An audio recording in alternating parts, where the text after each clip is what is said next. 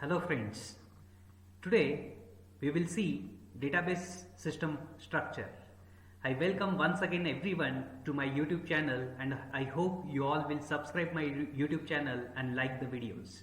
So database system structure is one of the very famous topic and one of the very important topic as far as your unit number 1 and DBMS database management system is concerned.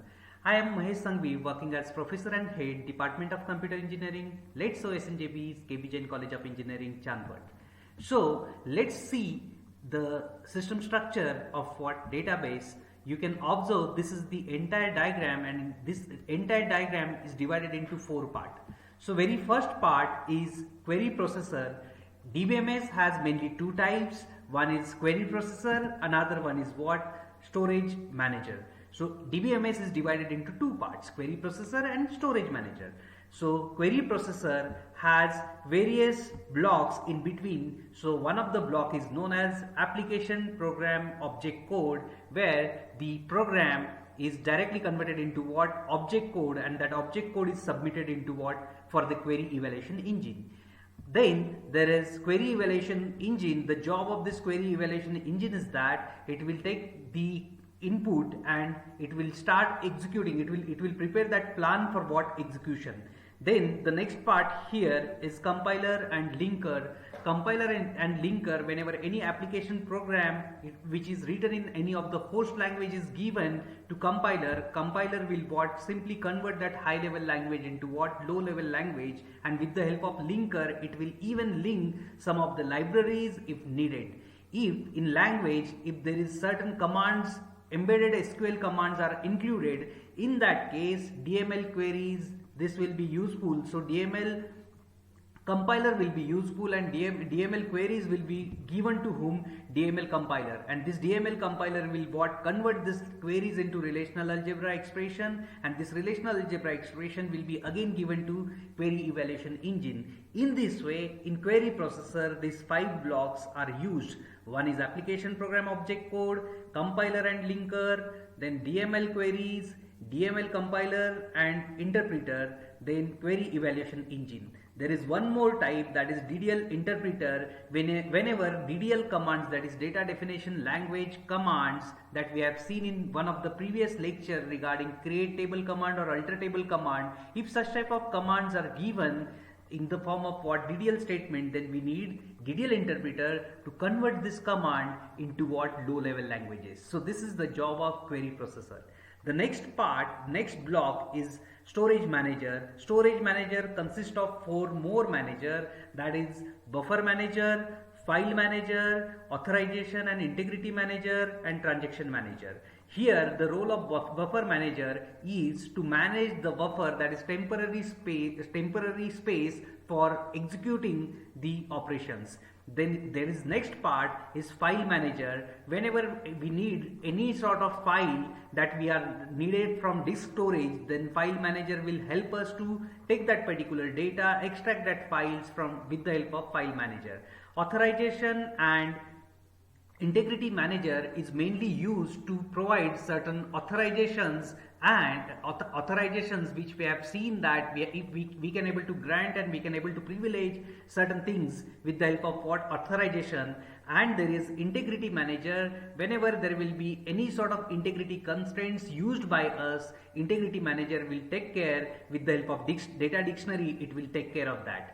Then the last part of storage manager is what? Transaction manager. So whenever there will be any sort of command of transaction, okay, so transaction manager will what? Will execute that particular command, and it will take care the consistency of that entire transaction. So this is the second part. Then the third part is normally known as disk storage. Disk storage, it will simply act to store the data into what? Our database. So here it has 4 parts. One is data, that is ultimately what? The data related to your database. Then the indices, if we are using indexing, in that case the indexes are stored into what? These indices.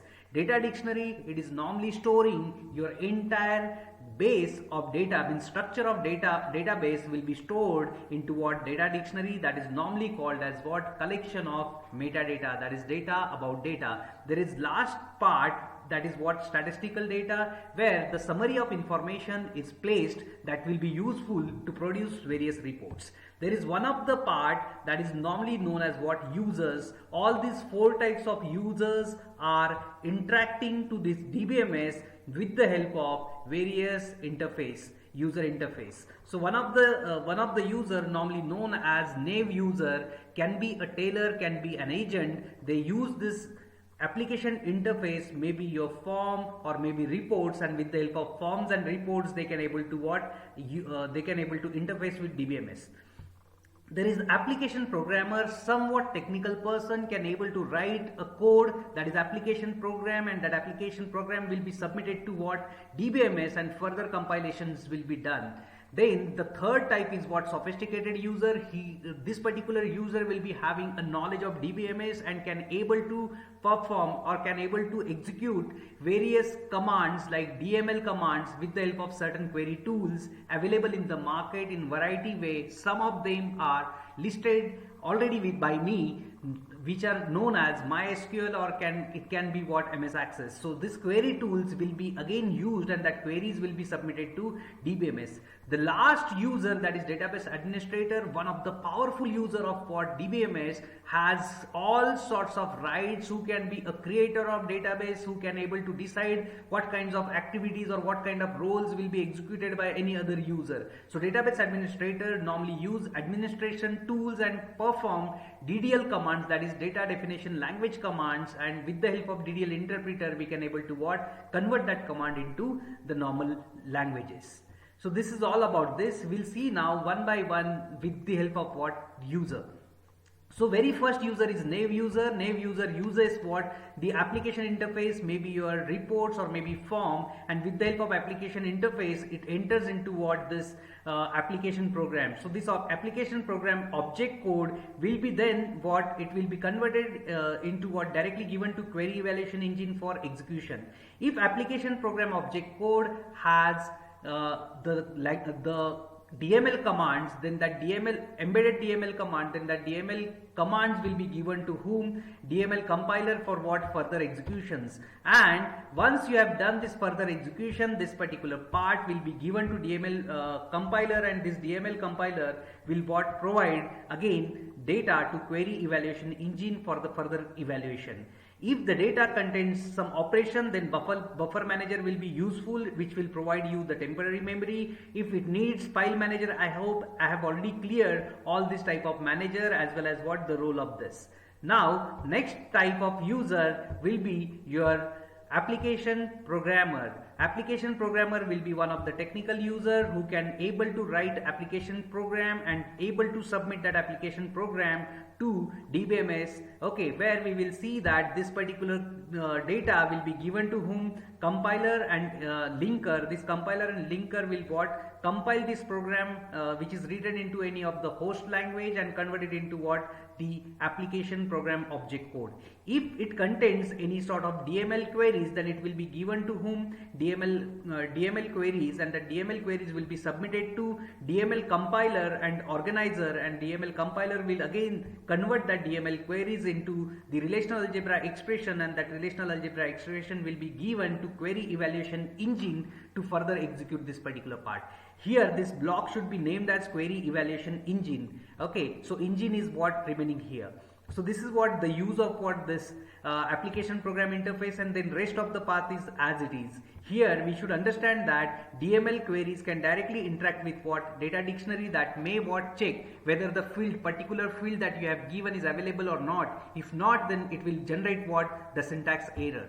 Next part is regarding your the third type of user, and that third type of user is ultimately sophisticated user, can act as analyst. It will fire the DML queries with the help of this DML query tools. Once this query tools is accessible, so you can understand that here sophisticated user must have knowledge of DBMS, and he will fire the DML queries. Once the DML queries is given, then this DML queries will be given to whom? DML compiler, and DML compiler will further convert that DML queries into relational algebra expression, and this relational algebra expression will be given to query evaluation engine for further execution. Rest of the part will be. Now we will see the fourth type of user, database user, that is database administrator, normally known as DBA, one of the powerful user of what database management system. That particular user can use administration tools and can able to fire both type of queries, DDL queries as well as what DML queries. So DDL queries can be converted into what the low level language with the help of DDL interpreter, and DML queries will be what converted with the help of DML compiler as well as what organizer.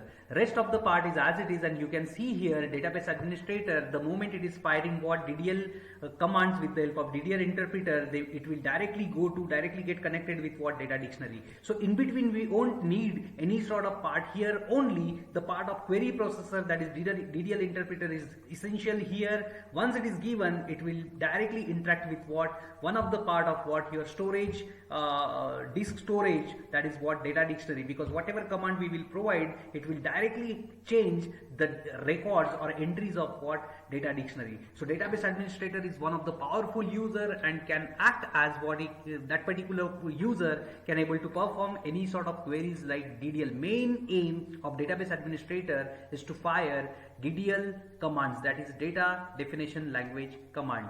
I hope you must have enjoyed today, and if you have any sort of query, please write down on what my YouTube channel, and I'll definitely try to answer your queries into my next video. Thank you all.